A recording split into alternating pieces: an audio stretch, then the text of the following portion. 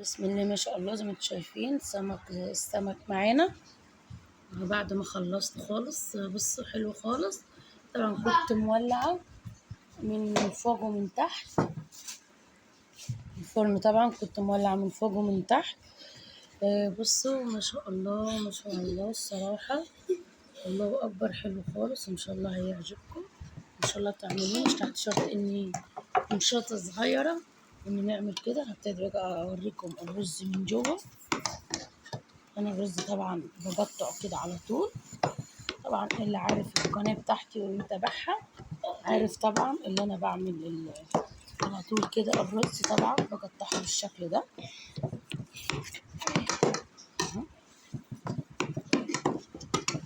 ابتدي بقى هطلع معاكم الرز وادي كده. ابتدي اطلعها. بص بقى ما شاء الله، طلع معاكم حتة تاني عشان تشوفوها.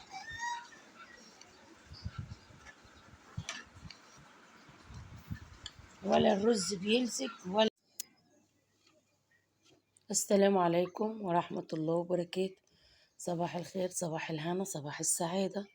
بص بقى النهاردة جوزي وابني نزلوا، الحمد لله لله الحمد. طبعا نزلوا جابوا لنا شوية السمك دول عادي من الترعة اللي قدامنا. طبعا انتوا عارفين من الفيديوهات بتاعتي. بصوا ما شاء الله حلو وكبير. طبعا احنا هنعمل النهاردة.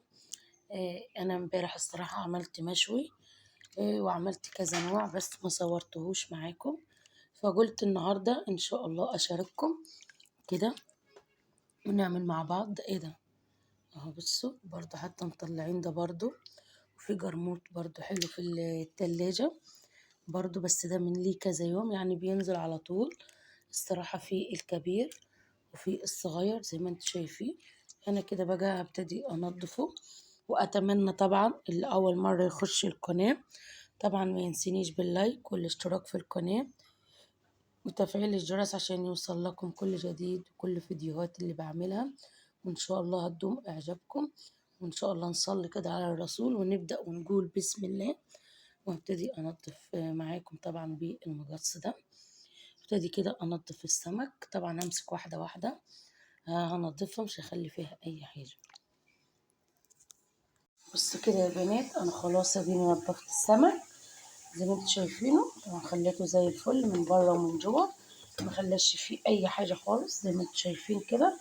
طبعا انا وريتلكم قبل ما انضفه خالص كان لسه طالع على طول طازه وكان صاحي. الصراحه ما شاء الله ما شاء الله هو حلو ومش صغير. يعني ده بره الكيلو ده حاليا دلوقتي اصلا ب50 جنيه، فهو غالي اصلا مش رخيص. فاحنا بيجينا يعني ده رزق بتاع ربنا بعتهولنا الحمد لله. وعملت ايه تاني وايه دي كده بعد ما نضفت طبعا. هي بعمل شويه شويه عشان ما يشربش مني من الزيت. عملته كده بالدقيق زي ما انتم شايفين. وايه دي كده الطاسه طبعا معانا ابتدى كده هو سخن خلاص الزيت عشان ما يشربش معانا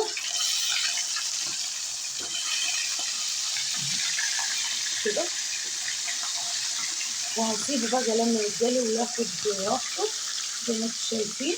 وعملت التوم وعملت الصلصه وعملت البصله زي ما انتم شايفين. انا كده بقى هبتدي احط الزيت في البصله خلاص نشفت معايا زي ما انتم شايفين اهو. طبعا انا هبتدي اقلب فيها وبرده ما تحمر كده. هبتدي احط التومه ان شاء الله.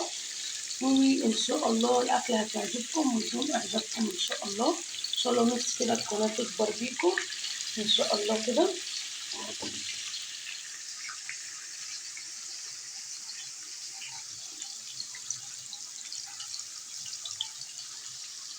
كده انا بوريكم كل حاجه اللي انا عاملاها قدامكم على الطبيعه وكل حاجه زي ما انتم شايفين.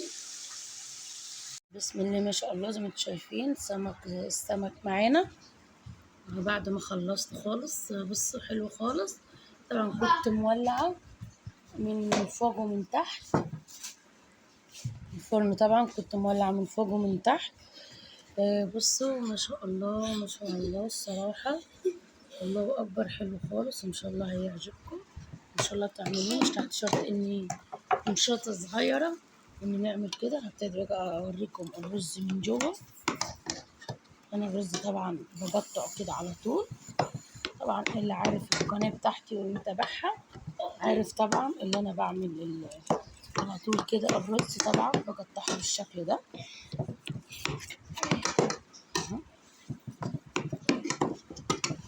ابتدي بقى هطلع معاكم الرز، وادي كده ابتدي اطلعها.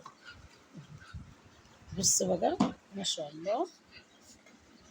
طلع معاكم حته تاني عشان تشوفوها.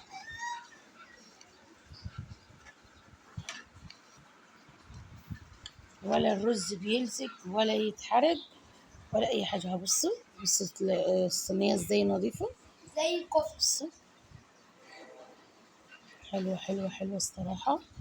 حلوه خالص الطريقه دي، يا ريت كله يعملها. وحلوه خالص والله. الاكله بتاعتنا النهارده هي بسيطه بس كده، مفيش اكتر من كده ولا احلى من كده. هبتدي اطلع لكم بقى السمك. بص برضو السمك التاني ولا لازق ولا اي حاجه. هطلع معاكم تاني برضو.